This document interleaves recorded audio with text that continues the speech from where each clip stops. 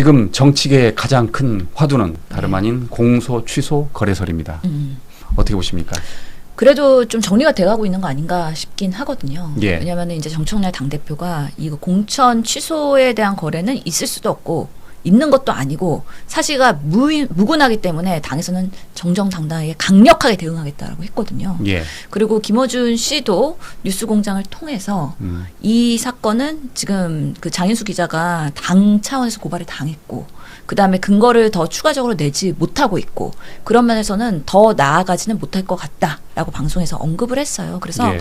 지금 여당발 내부에서의 이런 공소 취소에 대한 갈등설이 검찰개혁이랑 같이 맞물려 갖고 화제가 됐는데 이제는 좀 정리가 될 것이라고 저는 생각을 하고요. 사실 장인수 기자가 좀 무리수를 둔 거 아닌가라는 생각이 들어요. 이게 취재를 하고 유튜브에서 얘기를 할 때는 조금 더 명확한 근거와 뭐 후속 보도가 있어야 되는데 그러지 못하고 있는 상황이잖아요.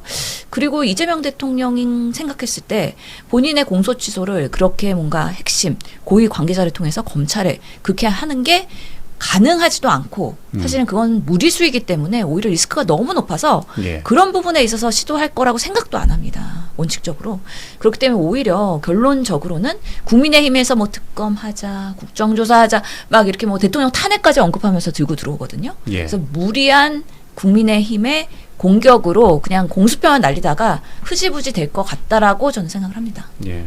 뭐 잘 아시겠지만 정성호 법무부 장관도 황당한 음모론이다라고 그렇죠. 이야기를 했고요.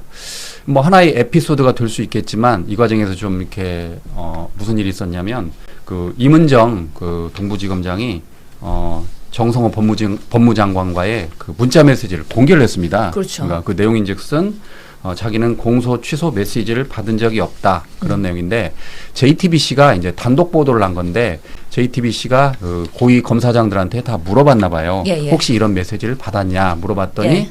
받지 않았다고 했는데 임은정 지검장은 이제 정성호 장관과의 문자를 공개했습니다. 문자를. 맞아요. 그래서 실제로 우리는 그런 얘기 하지 않았다라고 했는데 공봉숙 서울고검 검사 그러니까 두 사람 임은정과 공봉숙 두 사람 사이가 안 좋잖아요. 바로 또 뭐라고 그랬냐면 아니 어떻게 그런 걸 또 공개하느냐 뭐 이렇게 해가지고 이렇게 반박을 하던데 예. 어쨌든 이렇게까지 나온 이유는 지금 이게 장인수 기자가 현재 지금 제보자를 공개를 못하는 거잖아요. 그렇죠. 예, 실제로 있을지 없을지 이제 모릅니다. 어차피 이제 고발까지 당해서 조사를 해봐야 되는데 그래서 김어준 씨는 또 워터게이트 사건까지 언급하더라고요.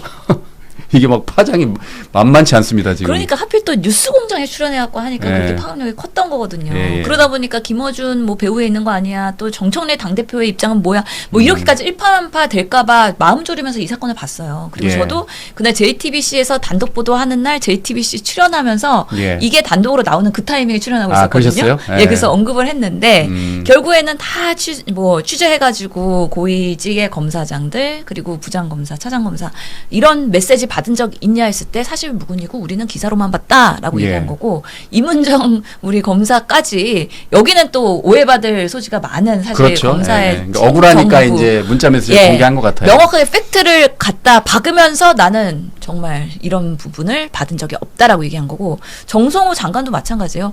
그날 페북에 입장을 써왔고 이건 사실 무근이다. 그리고 음모다. 이런 부분에서 명확하게 얘기했는데 또 퇴근길에 오히려 당당하게 또 한 번 입장을 냅니다. 예, 예. 그래서 일축을 했다. 그러면서 이 사건이 더 커질 우려가 있고 음모설로 확산되는 거에 대해서 그래도 대응을 잘했다라고 생각을 하고요. 또 정청래 당대표까지도 의원총회에서 그런 발언을 통해 가지고 이거는 있을 수 없는 일이다. 뭐 윤석열 검찰 정권도 아니고 이재명 정권에서 민주주의의 기반으로 하는 이런 지금 대한민국의 사회에서는 공소취소의 압력을 어떻게 넣느냐. 사실 그리고 이런 리스크 있는 거를 시도를 했다 하더라도 결론적으로 이게 밝혀지면 공소취소 해주고 싶어도 검찰은 못해요. 예. 결국에는 그냥 말짱 도루묵대고 할 수 있는 것도 할 수 없게 되는 거기 때문에 오히려 이런 위험한 그런 시도는 할 수가 없는 것도 당연히 청와대 관계자 그리고 법무부에서는 시도조차 할 수 없고 생상할 수도 없는 일이에요.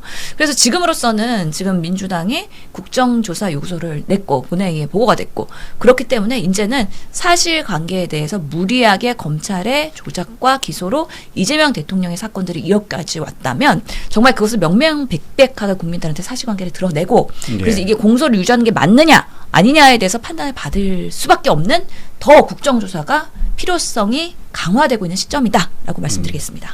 이번 사건의 그 파장이 어느 정도냐면 송영길 민주당 전 대표까지 언급이 됐습니다. 예. 송영길 전 민주당 대표가 CBS에 나와가지고 이런 말을 했습니다. 앞으로 뉴스공장 섭외가 와도 나가지 않겠다. 예. 그러니까 실제로 이제 섭외 오지는 않았는데 오더라도 나가지 않겠다. 그 이면에는 좀 서운함이 좀 묻어 있는 것 같아요. 그러니까 본인이 무죄를 받았는데 예. 뉴스공장에서 단 한 줄도 기사가 나오지 않더라. 조선일보도 나왔는데 어떻게 그럴 수 있느냐라고 서운해하면서 이제 이야기했는데 김어준 뉴스공장에 출연하기 위해서 많은 의원들이 나가는데 썩 바람직스럽지 않다라는 거예요.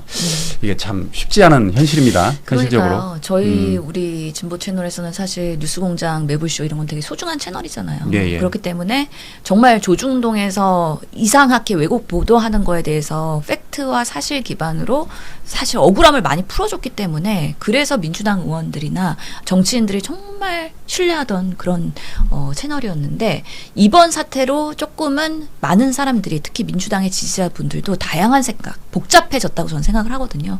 결국에는 지금 보면은 기사가 나는 것도 뉴스공장에 뭐 청와대 고위 관계자도 출연하려고 하다가 안 하겠다. 이런 보도도 있고요. 특히나 뭐 우리 당에서 지금 올드 이재명이다, 뉴 이재명이다 하면서 지지층들의 성격이랑 이게 좀 분파가 있다라는 그런 관심사들이 있는데 뭐 기사에 의하면 뉴 이재명 지지자들은 이제 뉴스공장에 출연하는 의원들 블랙리스트를 돌리면서 예. 이런 사람들을 지지하면 안 된다. 또 이렇게 되면 결론적으로는 이게 우리 민주 진영에 그리고 이재명을 성공적으로 만들기 위한 정부의 지지자들을 분파를 시키는 정말 안 좋은 결과로 스스로가 우리가 발목 잡기가 된다는 거에 대해서 안타까움이 있다라는 생각이 들고 그래서 이런 부분에 있어서의 그 뉴스공장이 또 언론사이기 때문에 청와대에 또 이제 출입하고 있잖아요. 예. 예, 요런 조사 것도 하고 있고 그러면서 유튜브로서의 인플루언서 역할을 또 하고 있고 그렇기 때문에 조금 더 공론화 하는 데 있어서의 약간의 그 보도 내용이나 이런 것들에 대해서 좀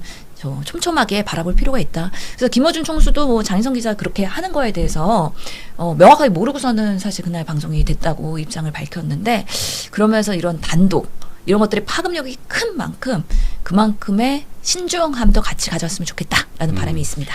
어쨌든 아까 제가 말씀드린 것처럼 이번 사태의 진실은 아무도 모릅니다. 그렇죠. 이제 예. 최종적으로 이제 수사 결과가 나와봐야 되는 건데 중요한 거는 김어준 뉴스공장이나 매불쇼는 파급력이 아주 큽니다. 예. 그래서 거기에 출연해서 말을 할 때는 정말 팩트에 기반을 하고 가급적 한 번 더 체크해야 되지 않을까라고 생각을 합니다. 맞아요. 그 장인수 기자가요. 그 매불쇼에도 여러 번 출연했었는데 예. 저랑도 출연했었는데 실제로 최욱 씨가 얘기했어요. 아니 우리 쪽에 출연해가지고 정정보도 요청권이 여러 건이 있는 거예요. 예. 그래가지고 제발 좀 장인수 기자 팩트 체크하고 나오세요. 노동 관련해갖고 노조에서의 그런 파업 관련한 그 배경을 설명하면서도 틀려가지고 노조에서 막 항의받고 막 이랬나 봐요. 그래가지고 제발 좀 기자로서의 정신을 저널리즘에서 정신을 제대로 했으면 좋겠다라는 것들의 쇼츠가 많이 돌고 있거든요. 그만큼 좀 신뢰를 잃었어요. 그래서 파급력이 큰 만큼 그 책임감과 발언에 있어서의 무게감을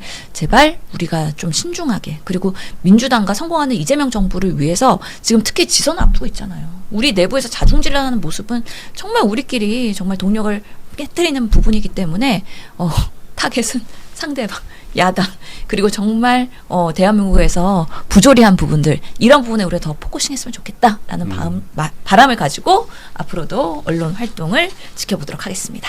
장인수 기자는 어쨌든 본인의 그 주장에 큰 문제가 없다라는 식으로 추후에게 말을 하더라고요. 보니까 네. 유튜브에 나오니까. 네. 그런데 이제 중요한 건 아까 송영길 전 대표가 이야기했듯이 누구든 비판의 대상이 될 수 있다는 겁니다. 그쵸. 특히 이제 스피커의 힘이 강한 채널일수록 더더욱 예. 비판의 대상이 될 수 있다. 예, 그러면서 송영길 전 대표는 민주진영 측에서 전환길이나 고성국 TV를 뭐라고 할 수 있지 않느냐. 똑같다. 우리도 역지사지로 생각해 봐야 된다라고 언급을 하더라고요.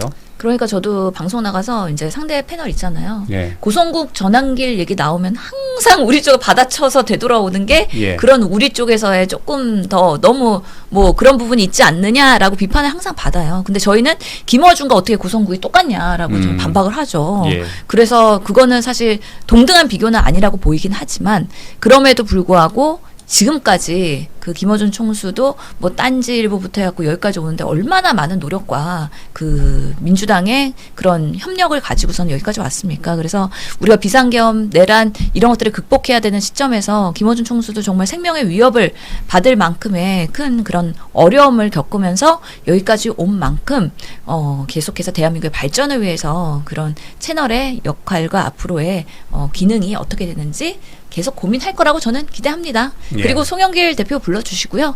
저도 불러주세요. 저도 여러 번 예전에 출연했었는데 결국에는 좋은 채널이 될 수 있도록 좋은 사람들이 많이 출연해갖고 좀 정화할 필요도 있다라고 저는 생각을 합니다. 예.